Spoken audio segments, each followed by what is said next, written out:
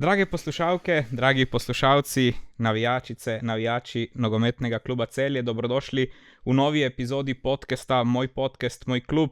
Dan po veliki proslavi, ki je znova pokazala, da se celjsko mesto še kako prebuja in počasi, a zelo vztrajno spreminja v nogometno mesto in ne bi si mogel zamisliti boljšega gosta, kot je trener, tisti, ki je zorkestriral tale drugi naslov v zgodovini celjskega kluba, gospod Damir Krznar. Damir, pozdravljen. Lep pozdrav.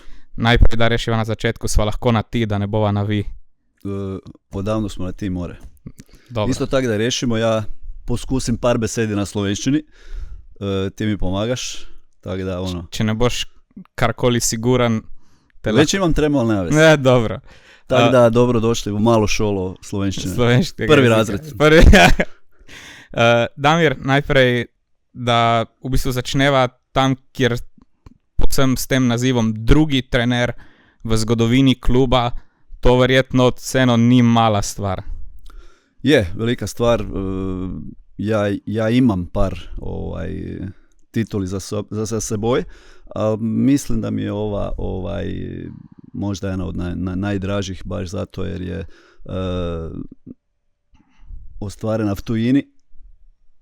Moram reći tujini, mada nisam daleko od tud, od Slovenije, Štajerska, Zagorje, sosedi smo, tak da i povijesno grofi celjski su tam harali po moj kraj, tak da imam nekakvih povezav sa ovim delom, tak da to mi je još drajše, velika stvar, lijepa titula, ponosni smo svi na nju i lijep osjećaj.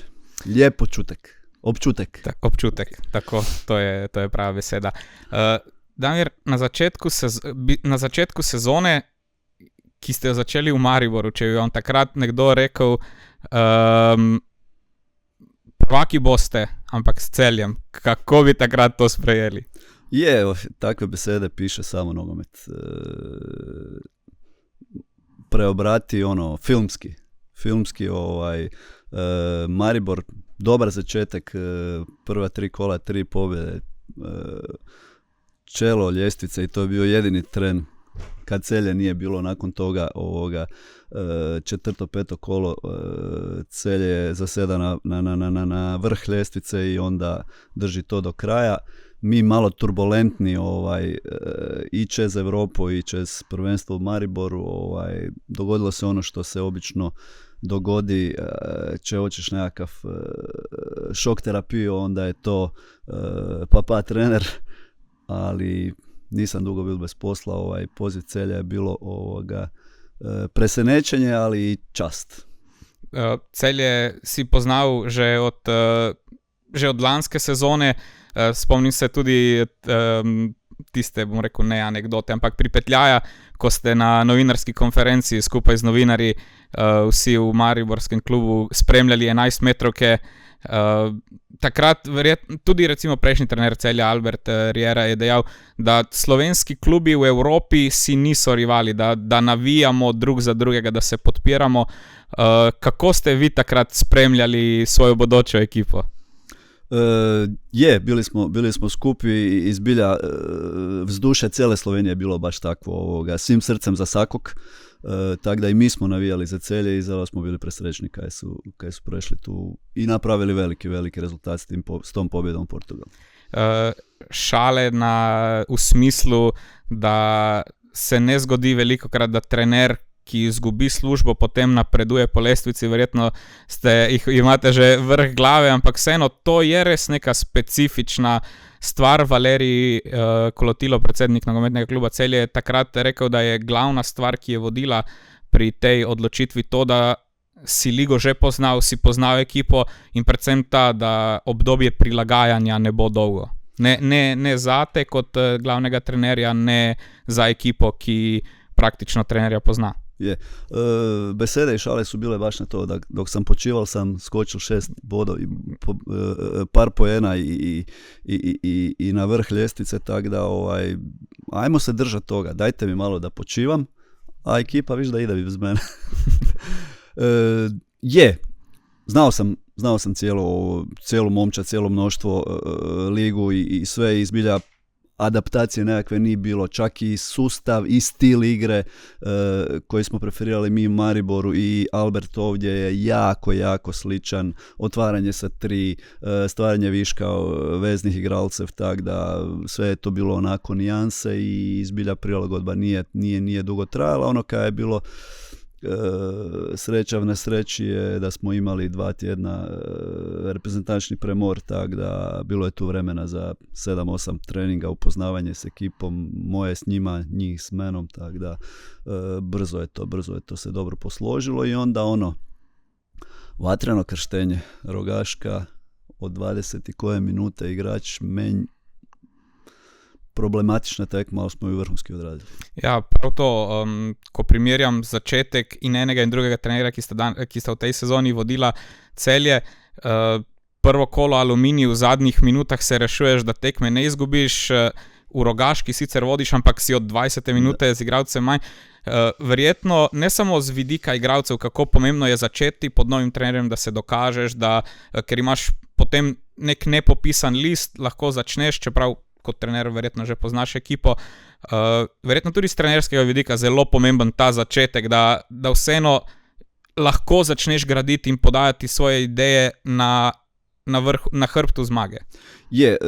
Nije problem za trenera. Trener ima svoju samozavest, moraju imati, ali sigurno da je poruka koju nosi ekipi s pobjedom drugačija nego da prvu utakmicu kreneš u minus, jer prvi koji počne sumnjat je igrač i prvi koji ti počne vjerovat ili ne vjerovat je igralac. Tako da uvijek je taj prvi dojam bitan koji nosiš njima i tako da kažem, sreća v nesreći Rogaška, jer kad takvu utakmicu dobiš, tako uvjerljivo s igralcem manj, onda si dobio igrača na svoju stranu.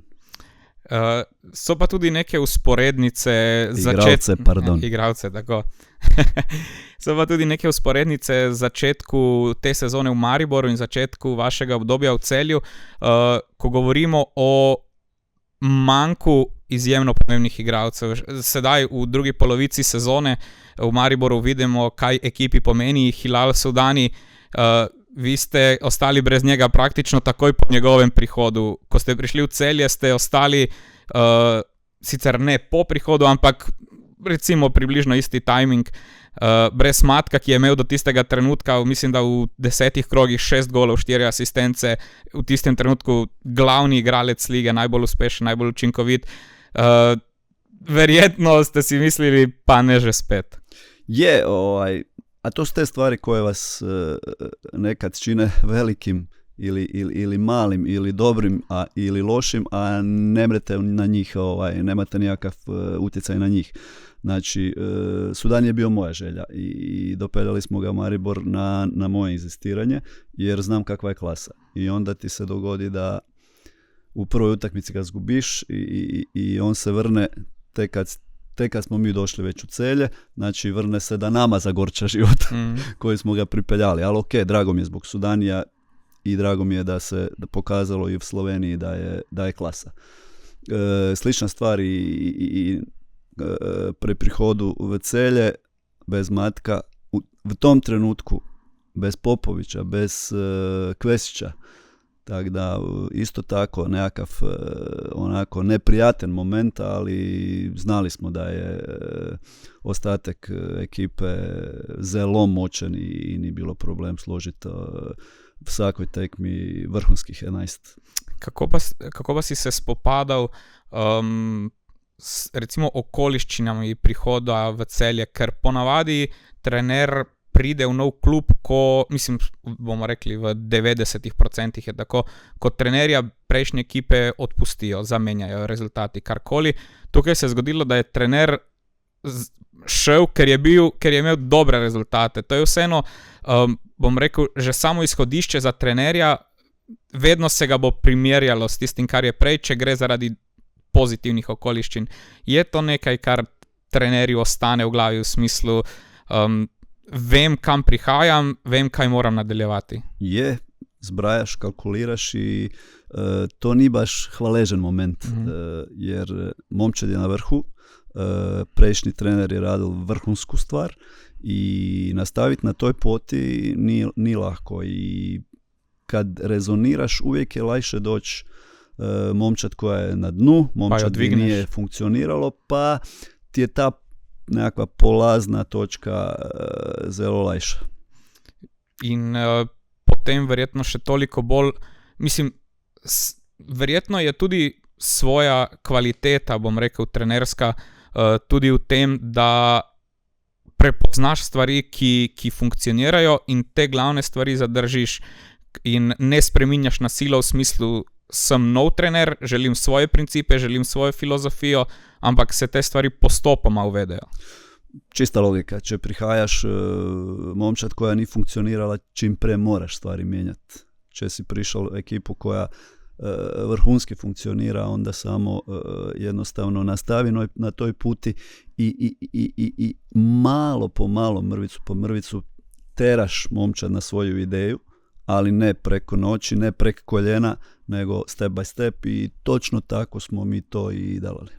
In tudi rezultati so o tem pričali, stvari so bile uspešne vse do tiste tekme z Olimpijo, ki so jo zaznamovale stvari, ki jih ne bi smele, ampak tudi če pogledamo obdobje od tvojega prihoda v Celje, Celje je še vedno na prvem mestu po številu zbranih točk, verjetno tudi z tega vidika osebno olajšanje v smislu, nisem prišel nekam, kjer je bilo že vse ustvarjeno, ampak se je nadaljevala tudi uspešna pot, ki sem jo sam naredil. To je razlika u pogledu na momčad trenera i struke i navijačev i svih ostalih javnosti. Ne? I ta utakmica protiv Olimpije koju smo zgubili, mi ko struka smo vidjeli da smo funkcionirali jako dobro. Tako da na toj puti samo opet isto tako moraš zadržati balans, nema nekakvih trauma jer prideš u ličilnicu i misliš koja je beseda igralcem kad sve je funkcioniralo ok. Znači samo podrška i gremo naprej, gremo dalje. Mi kad bi gledao cijelu sezonu možda smo imali 2-3 loše tekme, to je Olimpija u Ljubljani gdje smo i sa slabom igrom prišli do jednoga boda i do jedne točke i do remija. Domžale gdje možda i jedina tekma gdje po mojem sudu smo malo podcenili protivnika, sve drugo. Domžale pred Olimpijo u gosteh. Tako je, u gosti. Aluminij gdje smo zgubili 2 točke doma, odigrali smo jako dobru utakmicu. Ja, takrat 36 strelov, ampak... Ali takva tekma se dogodi, ali opet kažem, performans top. Kako pomembno je bilo v psihološkem smislu, da se je na zimski odmor potem odšlo z 10 točkami prednosti po tisti res specifični tekmi, ko se je odigralo najprej 15 minut, pa 15 minut pauze, pa potem še 45 minut. Ekipa raste, treneri rasteju na, ajmo reći, nepredvidivim stvarima. To je takva utakmica, nisam ju nigdar igrao. Znači prekinitva, pa nastavljamo, ostaneti 15 minut poluvremena. Kako pripremiti, kako narediti, šta pripremiti. Tako da tu smo već imali nekakav scenarij prvih 15, onda impuls klupe za drugih 45 i tu su se stvari savršeno poklopile sa ulaskom Pruceva i praktički je on bio predodređen da bude fokus na njega, da je on to presenečenje i sve se poklopilo, sve se odigralo onak kako smo planirali. Rijetko vam se stvari dogode po planu, ali ovo je bilo jedan savršeni scenarij. Potem je prišlo tisto obdobje zimskih priprav, ko ste ekipo verjetno še bolj spoznali v nekem, bom rekel, osebnem smislu, druženje v hotelu, ampak če se še z zadnjim vprašanjem recimo vrnemo na ta prvi del, ekipo si poznal že kot trener Maribora, potem skozi prve treninge, ampak vseeno v tem prvem obdobju te je kdo presenetil kot igralec, da si rekel, nisem vedel, da ima še toliko več rezerve, oziroma ko smo ga analizirali proti Celju, sem videl toliko, potem ko sem dejansko začel delati z njim, sem videl, da je še kakšen korak več. Je, par njih Mark Zabukovnik, za kojeg smo znali da je top igrač, ali nismo znali da je takav vojak kluba. Znači nikad mu niš nije teško, di ga staviš tu će sve odraditi maksimalno i igrač koji je uvijek u stabilnoj formi i stabilnom performansu. I ono koje je bilo ugodno presenečenje su bila sva 3 stopera koji tek sam kad sam primil ekipu i vidjel da su vrhunski igrači brzih razmišljanja, izuzetnog duela, napadački dobrih performansi, tako da to je velika vrijednost Celja. Dobro, Vukliševića si poznao že prej, ker je zabijao Mariboru. Ja. O igri glavom to sam sve znala, ali igra z glavom je pa... to je bilo ugodno presenečenje. Zimsko pripravljalno obdobje, tudi tako na Hrvaškem kot v Turčiji. Začelo se je s tebi zelo poznanim klubom, z Dinamom. Takrat je bilo res, bomo rekli, ne ravno prava slika, konec koncev začetek priprav Celje je imelo 3 treninge, Dinamo v sklepni fazi. Mnogim se je zdelo to za začetek kar res konkreten, mogoče celo premočen tekmec. Ali po toj tekmi smo bili hrabri, pametni za neke stvari i po toj tekmi smo znali da smo jaki. Jer izgubili smo tu tekmu, ali smo parirali jako dobro, dobar pressing igrali na Dinamo. Dinamo je preskakali igru što inače nije njegov tip, zahvaljujući nama jer smo dobro pritiskali. Cijele pripreme su bile baš taj moment za polako implementaciju nekih stvari gdje smo htjeli da malo ide na naš mlin, na našu ideju. I kroz priprave Turčiji smo puno dobrih stvari još dodali, osobito u fazi napada, odnosno trenutku stvaranja priložnosti. Kroz cijele priprave, kroz početak prvenstva zbilja je Celje bilo možda, vjerujem, ne možda nego i sigurno, ekipa koja je imala najviše konkretnih i opasnih ulazaka u boks, odnosno zadnju tretinu protivnika, i to je ono što je naša filozofija. Ofanzivna igra sa puno priložnosti, a na opet nesreću, dosta poškodbi naših napadalcov, tako da nam je broj ulazaka u 16 da bi i bez njih stvarali prilike i zabijali golove. Ja, prav to sem želel reči, da po eni strani javnost poudarja širino, po drugi strani pa Celje s konstantnim manjkom igralca dveh, da se celotna stvar verjetno kljub vsej nesporni kvaliteti igralcev, ki so dobivali priložnost, verjetno vseeno ni bomo rekli, za 100% sestavila tako, kot bi si morda želeli. Nikdar to nismo komunicirali, ker bi se morti ker izpadalo kak ti alibi, ali kroz cijelo proljeće, kak se veli proljeće?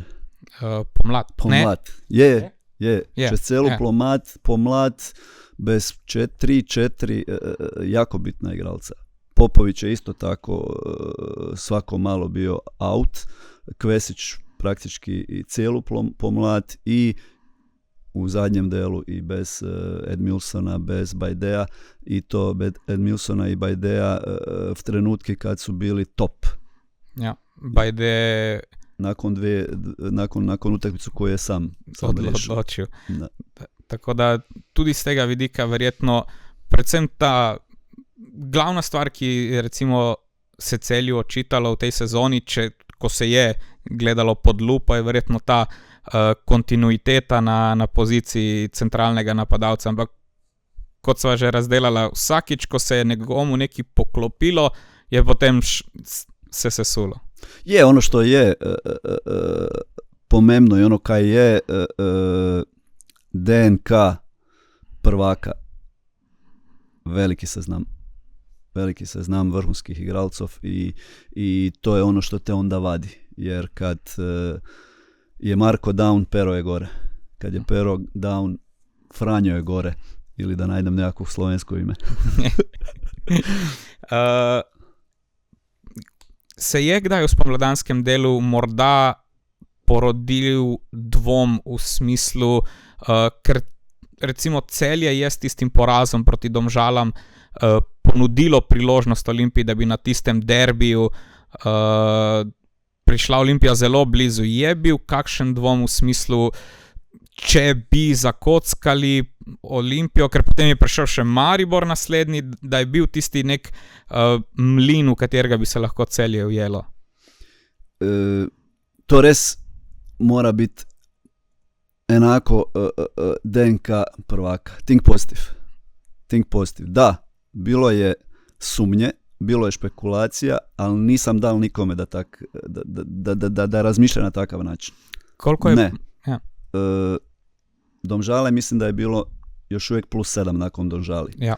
Znači, idete v Ljubljanu i scenarija su 2, +10 ili samo +4. Ali uvijek morate razmišljati, idemo Ljubljanu na +10, idemo dobiti +10. I kad tako razmišljate, onda ste bliže da se to i dogodi. Nema straha, ne smije biti straha, ne smije prvak nikad biti u strahu.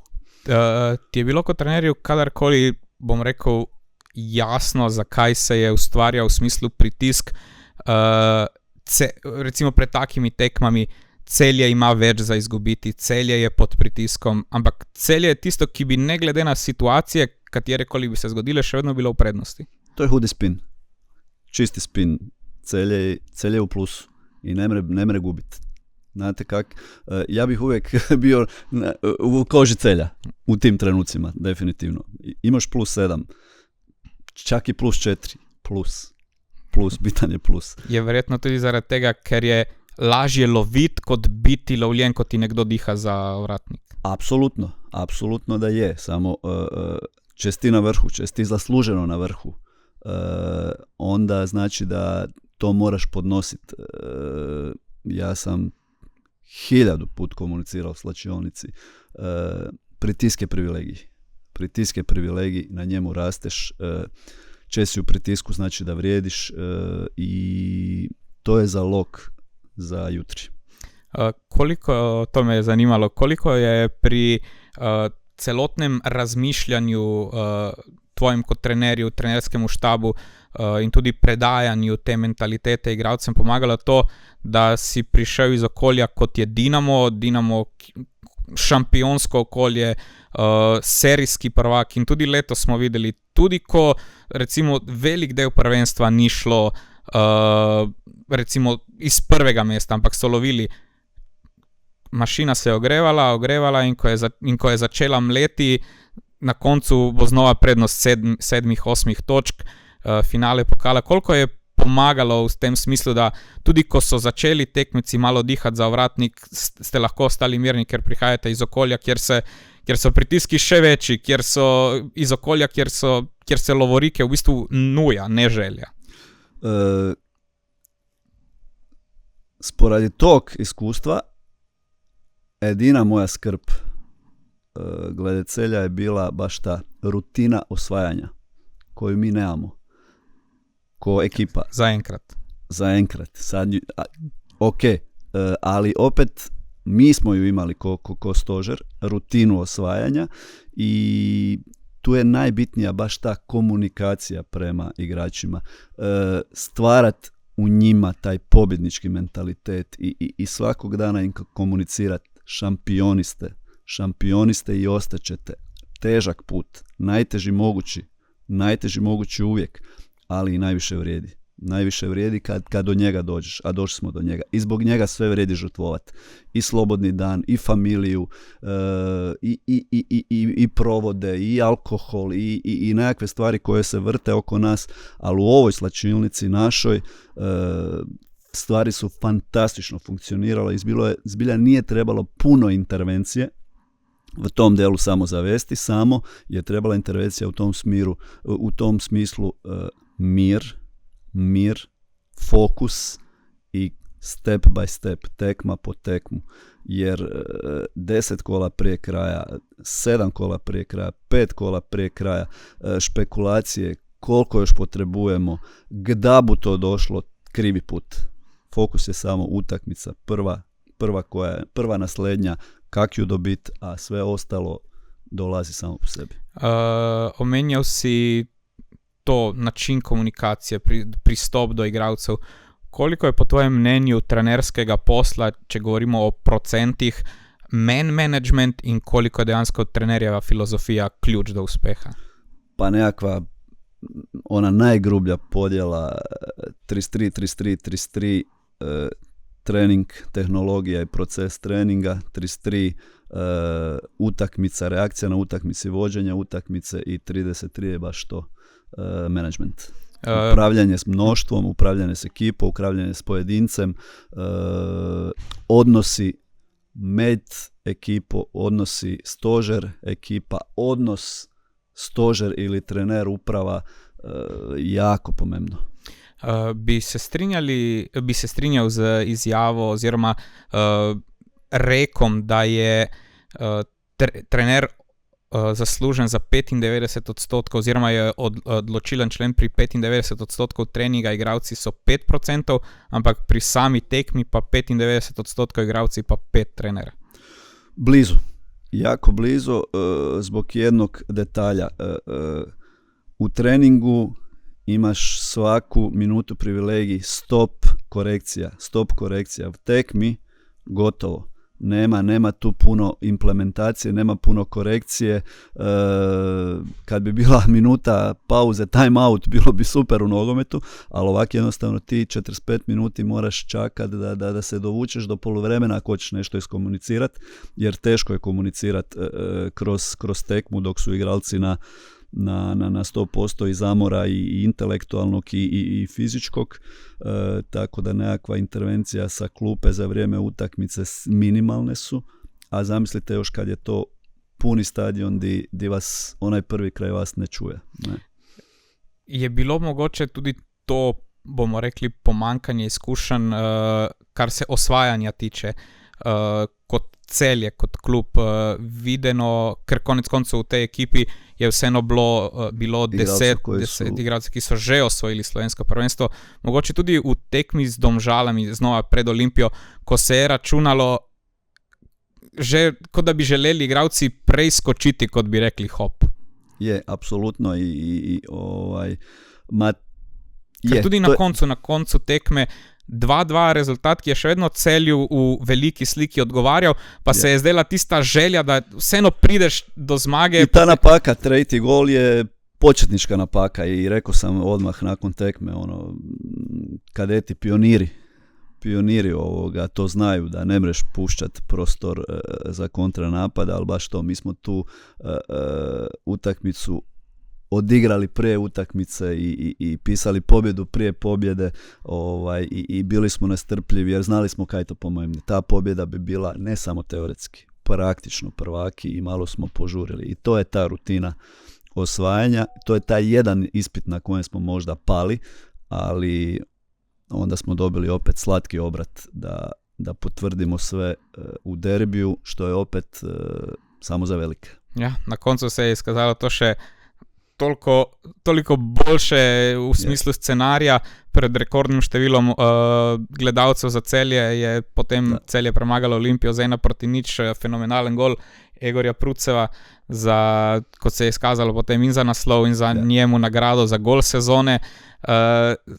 Zanimivo je, da se je minuto, dve predtem zgodil nasvet iz out linije, da naj Pruc vseeno poskusi strelom. On je imao minutu prije isto takvu priložnost gdje je odgodio prvi šut, odgodio drugi šut i mislim da je igrao paralelu tamo prema Žanu. I na povratku na centar sam baš bio jezen. Rekao sam, Jegi, a daj više šut s 20 metri. I 20 sekundi nakon toga je zbilja izveo najljepšu akciju sezone. To su i, čini mi se, i naši navijači potvrdili i izabrali to za najljepši gol sezone definitivno. Sada se malo vrnem na Domžale. Mudri treneri i mudri glavci bi rekli da smo malo Domžale pustili da nam bude teže, a slađe protiv Olimpije. In tudi po tekmi, ko sva se pogovarjala, si rekel, da ti je všeč, da so se stvari obrnile tako, kot so se, v smislu, da nisi želel X-a, ker tudi pač neodločen rezultat bi Celju odgovarjal v dvoboju za naslov, ampak da se je na koncu vendarle potrdilo. Celje je tisto, ki je letos nedotakljivo najboljše. Je, komunikacija je kroz cijelo prvenstvo i kroz cijeli taj teden bilo zmaga, jer Celje ne igra na X. X se dogodi se i poraz i X se dogodi, ali Celje uvijek igra na zmagu i na takvoj tekmi moraš ići na zmagu i ne smiješ biti zadovoljan s X-om, mada te on i teoretski praktično postavlja u privilegiji da diraš po ovom.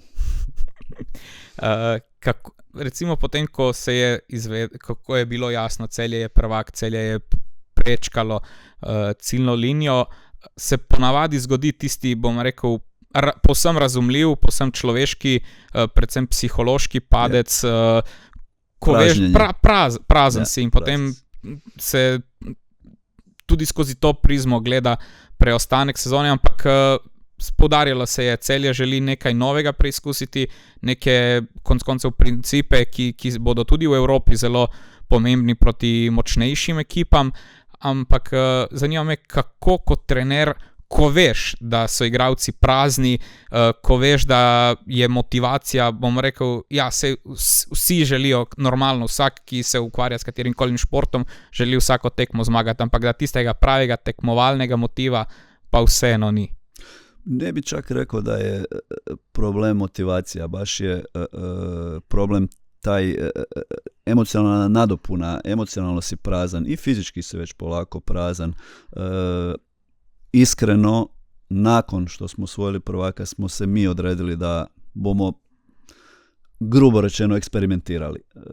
Da vidimo kako se ponašamo sa 3 u zadnjoj liniji, sa 4 u vezi, sa 3 u vezi, 3-4-2-1, 3-4-1-2, 3-5-2, svega bomo tu isprobavali jer imamo tu privilegiju. Naravno, opet moraš biti pošten prema ligi i pokušati u svakoj utakmici dati maksimum. Isto tako, dali i priložnost igralcem koji nisu imali toliki broj tekmi da još odigraju.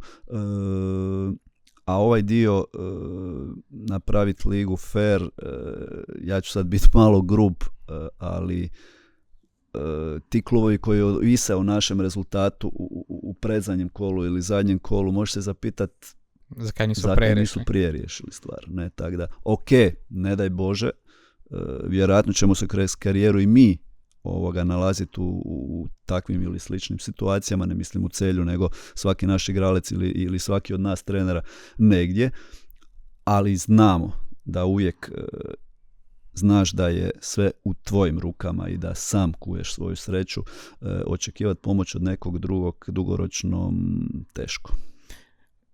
Če se ozremo malo naprej, ker sva ravno omenila o tem, da si odvisen od drugega, Celje bo drugič v svoji zgodovini nastopalo v kvalifikacijah za Ligo prvakov.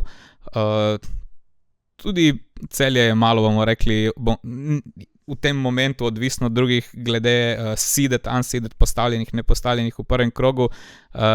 So že misli pri morebitnih tekmecih? Da, u smislu nosilec ili ne, teška bitka bude do kraja, ali verujte mi, nikad se ne obremenjujem stvarima ki nemam utjecaj na njih, tako da bili nosioci ili ne, dobili boljeg protivnika ili lošijeg, na to nikakav utjecaj ne možemo imati, tako da možemo samo tiskat pesnice i molit Boga da imamo malo sreće u ždrijebu, jer to je pomembno. Vrlo pomembno. Zelo pomembno. Ampak ko bo došel ne vemo, ampak ga čakamo spremni. Se bom kar navezal na to, kar si rekel, da se ne obremenjuješ stvarmi, ki jih ne moreš kontrolirati. Velik del, bomo rekel, športa nasploh, v bistvu sveta nasploh so mediji. Verjamem, da je bilo na Hrvaškem še vsega toliko bolj različnih vrst športnih medijev, ampak vseeno, kako najprej sploh berete, spremljate medije, kakšni so odzivi, takšni in drugačni, ko se nekaj prebere? Ja bi rad da se svaki moj igralec i svaki moj član stožera nosi s mediji in s kritiku kod jas. Apsolutno me to ne dira ni malo. Kad imaš svoj put, najveći kritičar moraš biti sam sebi. Ne trebam ja ni jednog novinara, ne trebam ni jednog funkcionera, ni jednog trenera da mi veli stvari koje sam napravio krivo. Ja ih najbolje znam. I veći sam kritik prema sebi od svih njih. Tako da mene ne obremenjuje, iskreno, ne. Uvijek tu ima beseda dobrih i loših, ali nikad ne idem za tim. Ni za pohvalom, ni za kritikom. Skozi celoten pogovor si se parkrat dotaknil svoje filozofije, kakšen nogomet zagovarjaš, kakšen nogomet želiš, da Celje igra. Pa me zanima, kateri, recimo, če bi lahko izpostavil enega trenerja oziroma tudi več njih, kateri je najbolj vplival na izoblikovanje nogometne filozofije Damirja Krznarja? Da, teško je ker verjetno od vsakega pomalo. Da, teško je maknuti se od nekakvih uzora, mada španjolski, čak više portugalski stil nogometa je ono što preferiram. Unai Emery, trener čiju filozofiju na nesreću sam jako dobro studirao, jer su nas u četvrtfinalu Lige UEFA izbacili nakon onog Tottenhama. Da. Di jednostavno to dobro vem. Da, jednostavno vidiš da protiv takve momčadi su šanse jako male jer fantastično stoje na terenu, tako da sam poslije toga malo i pričao s njim i malo ga više studirao i zbilja respekt njegove filozofiji. Naravno da se uvijek pojavi netko novi, to je sad Xabi Alonso, naravno. Guardiola je neizbježan s obzirom na posest i na mehanizme kako do te posesti dolazi, ali naravno da puno ovisi i o kvaliteti igralca kojih imaš, ali kažem, pokupiti neke ideje, ali opet složiti ih u svoje okolje, jer moraš znati da igrače s kojima raspolažeš, moraš znati njihovu kvalitetu, njima prilagoditi stvari i ja sam zadovoljan na način na koji moji igralci u Celju prenose našu ideju na teren, odnosno mi svoju ideju njima. Za sad je to onako na 75-80% nekakve ekonomičnosti, može to i bolje, ali nogomet je onako kontinuirani, perpetuum mobile, beseda je tek začela. Omenil si Unaja Emeryja in Xabija Alonsa. Zanimiva sta mi predvsem z tega vidika, ker sta trenerja, ki počasi, ampak ni jih veliko, ampak počasi, ampak vztrajno na ta najvišji nivo, kjer se je zdelo, da to pač je zastarelo, z rezultati vračata to postavitev s tremi od zadaj v zadnji liniji, ki je bila sicer in še vedno je značilna za italijansko ligo. Je to tudi nekaj, kar se želi prenesti na ta nivo? Sad ću malo filozofirati, ali ni problema, imamo čas. Da. Puno je toga u kuraži. Kako se veli hrabrost? V pogumu. Pogum. Pogum je hrabar. Courage, yes. Da, puno je toga u pogumu, da nekakvu svoju ludu ideju probiješ u svoj momčad. Puno je to prepreka. Prepreka je sam igralec koji u startu ne veruje, jer jednostavno stvari u početku ne mogu funkcionirati. Mi smo u zadnje 2 tekme probali sa 3 i to ne izgleda dobro. Svi se slažemo. I buš odustao? Ravno to je bilo, potem se sprašujem, a je v nogometu boljše nekaj ne probat in ne zgrešiti, ali probat parkrat zgrešiti in potem biti boljši kot si bil prej? Moraš probat da bi znao Moraš probati da bi znao. Moraš probati da bi znao da si dobar. Moraš probati da bi znao da si loš. I to puno znači. Znači, situacija je vrlo jednostavna. Ajmo to na nekakav normalni nivo. Imate dete u školi. Ima matematiku i ima fiziku. Matematika mu super ide. Fizika mu baš i ne ide. Kaj vježbate s njim? Ono kaj mu ne ide. Ja. Ustrajete na tome. Tako da je put vrlo jednostavna. Ok, ne ide nam. I sad moraš ustrajati na tome. A igralci te gledaju i vele, zakaj to delamo, a ne ide nam. Ali moraš raditi, jer jednostavno moramo to imati. Moramo imati plan B, pogotovo za Europu, tako da jašli bomo još po sustavu sa 3, definitivno, a onda ćemo na kraju vidjeti koliko smo to usvojili, za 3 ili za 5. Ako je za 3, ne bomo s tim ništa. Tudi zaradi tega, ker se je omenjalo tisto tekmo s Tottenhamom in ker je povezan direktno s celskim klubom, sicer samo za slabo sezono, ampak vseeno je bila tista individualna predstava Mislava Oršića najboljša individualna predstava igralca, ki ste ga kadarkoli vodili kot trener. Je. Uvijek je tu tim i momčad ta koja te gura, ali Oršić je te taj dan bio ekstra inspirativan, nadahnuti i jednostavno rekli smo mu da mogao je ostati slačilnici, nije ni trebao ići van, da je puknuo 3 slačilnice, sve 3 bi završile u golu. Ja, res tisti dan se je zdelo, da je bil izjemno razpoložen na nesrečo Tottenhama. Veliko igralcev, predvsem, to je eden izmed, kako konec koncev najboljši, bom rekel, sogovorec za to, ker tudi sami prihajate iz Hrvaške. Veliko očitek slovenskim klubom je, da je v njej veliko hrvaških nogometašev, ki se recimo temu spustijo nivo nižje, ampak še vedno niso, bomo rekli, boljši od slovenskih nogometašev. Kako ti spremljaš celoten ta diskurs v smislu preveč je nekvalitetnih tujcev? Stvar je tu vrlo jednostavna. Želiš i težiš tome da ti je momčad čim bolja. I to je jedna filozofija.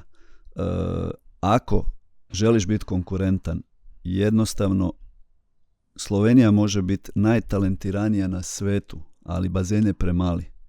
I ne možeš se opskrbiti sam da budeš konkurenčan.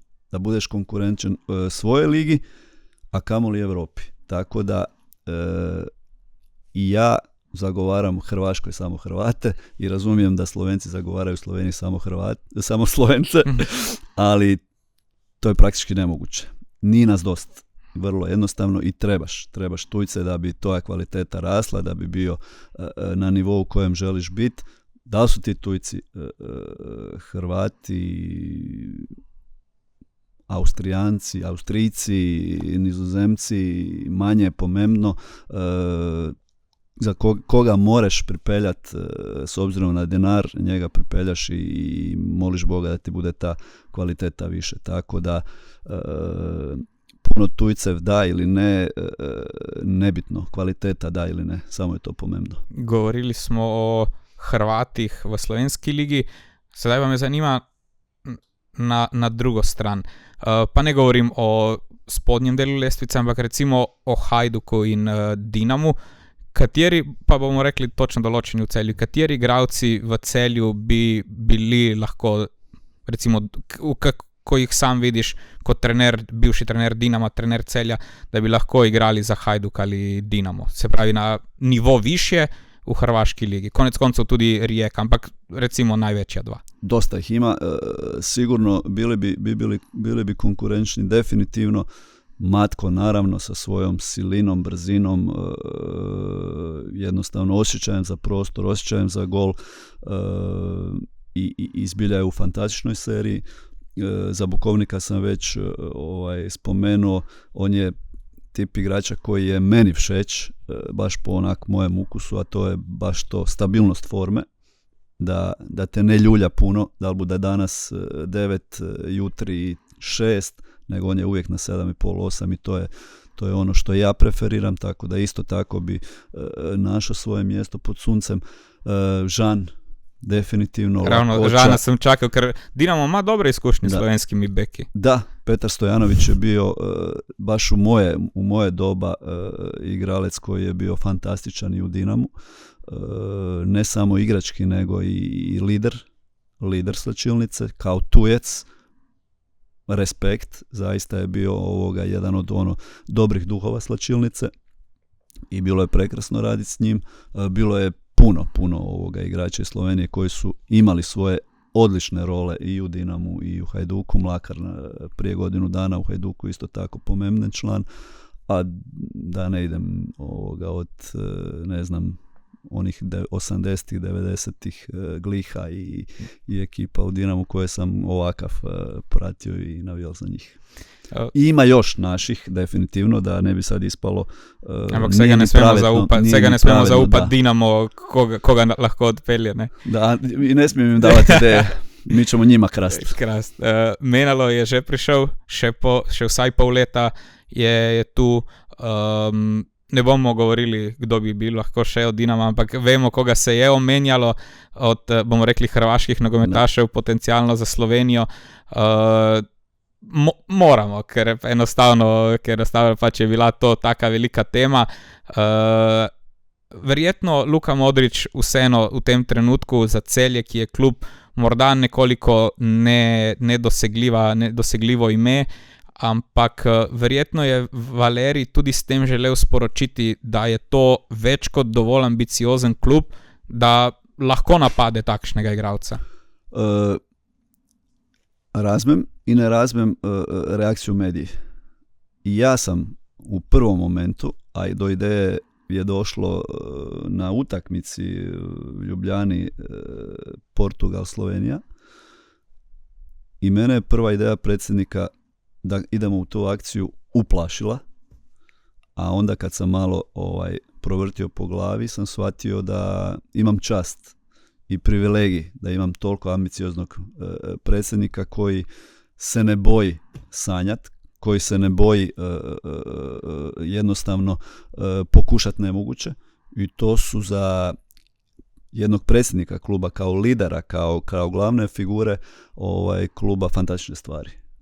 Da ima i hrabrosti i ludosti, pozitivne ludosti se odluči za takav korak. Ja kao trener mogu biti presrećan zbog takvih ljudi koji te okružuju. Pred Celjem je še en krog, še gostovanje v Radomljah. Radomlje, ki se krčevito borijo za obstanek. Dotaknila sva se že tega, da bo Celje spoštovalo ligo, da se ne bo nič podarjalo, ampak vseeno nova priložnost za upeljevanje tega novega sistema, ki se ga želi. Pa još ćemo sigurno kombinirati i sistem sa 3 i sa 4, u kojem dijelu utakmice, sa kojim kadrom, imamo još cijeli tjedan za to odlučiti, ali sigurno da nećemo odustajati ni od za sad slabih varijanti. Na to sledi slabe 3 tedne premora in na to se že vse skupaj začne zares. Ampak spet, ko sva govorila o poškodbah, o odsotnostih, Žan, upajmo, da še kdo, Aljoša, David, kdorkoli, da bodo manjkali, upajmo z vidika uspešnosti. Upamo, da bojo manjkali. Ja, i da bojo dugo manjkali. Tako, da bodo čim dlje manjkali. Ja. Ampak spet, znova neke prepreke, neke stvari, ki bi lahko bile alibi, ampak enostavno ne morejo biti v trenerskem poklicu. Je, i to je stvar na koju smo zbilja navikli. U Dinamu, u tih naših par godina Dinama... Dobro, v Dinamu so manjkali igralci še zaradi afriškega pokala naroda. Manjkati po 8-9 igralcev svako ljeto, a pred tobom su najpomembnejše tekme Europe, tekme u koje ulaziš iz priprav bez jedne prvenstvene utakmice. Tak će biti i nama sad, jer smo već u prvom pretkolu, znači prve 2 utakmice su europske, prve 2 utakmice su one koje su zelo pomembne, zelo. Ali ok, To su slatke brige. Klub koji ima reprezentativca ima privilegiju, a onda je ovo jedan minus koji to nosi, ali ja bih volio da imamo čim više reprezentativaca i da svake priprave startamo s minusom od 8-9 igralcev. Kada oni dođu, dobro dođu. Dobro, mislim, da sva bolj ali manj vse razdelala skozi to šampionsko sezono. Slovenščina se je malo popravljala, se še bo, je še čas do naslednjega gostovanja v medijih. Damir, hvala. Upam, da bo naslednjo sezono znova tukaj sedela, da bo tukaj nekje od zadaj dodatno NK Celje, ampak za konec, da se še dotaknejo samo te misli, preden se posloviva. Verjetno je veliko težje na vrhu ostati, kot tja priti. Slažem se. I prije... Se strinjam.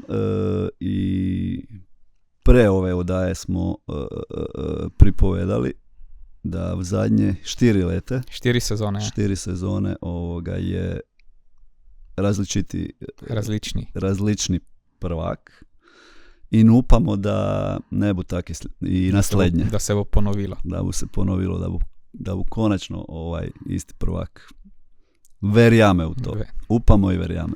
Super. Damir, hvala. Prav tako hvala vsem, ki ste si vzeli čas in si ogledali, ste poslušali novo epizodo klubskega podcasta Moj podcast, moj klub. Hvala in se opravičujem.